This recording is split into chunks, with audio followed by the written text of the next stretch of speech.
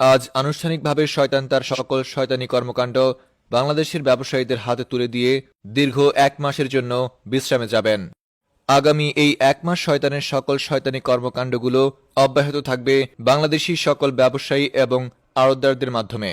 উক্ত শয়তানের বিদায়ী অনুষ্ঠানে শয়তান তার ভক্তবৃন্দদের আফসোস করতে নিষেধ করেন। শয়তান বলেন, তোরা আমার জন্য আফসোস করবি না, বাংলাদেশের আড়তদার এবং ব্যবসায়ীরা আমার থেকেও বড় শয়তান।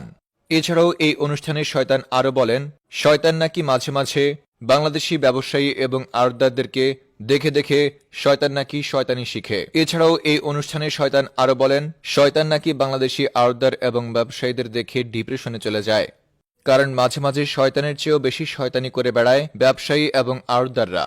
উক্ত শয়তানের বিদায়ী অনুষ্ঠানে ব্যবসায়ীরা শয়তানকে আশ্বস্ত করে বলে, আপনি যাওয়ার পরে অবশ্যই আপনার জায়গাটা আমরা সফলভাবেই পূরণ করব।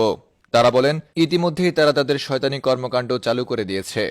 ব্যবসায়ীরা শয়তানকে আশ্বস্ত করে বলেন, ইতিমধ্যেই তারা চিনি, পেঁয়াজ, ছোলা এবং চাল ডাল সহ নানা খাদ্যদ্রব্যের দাম বৃদ্ধি করে শয়তানি কর্মকাণ্ডের সূচনা করে দিয়েছে। তাই শয়তানকে এ ব্যাপারে নিশ্চিন্ত থাকতে বলেছেন ব্যবসায়ীরা। বিস্তারিত দেখুন রিপোর্টার ইবলিশ শয়তানের রিপোর্টে। আজ প্রথম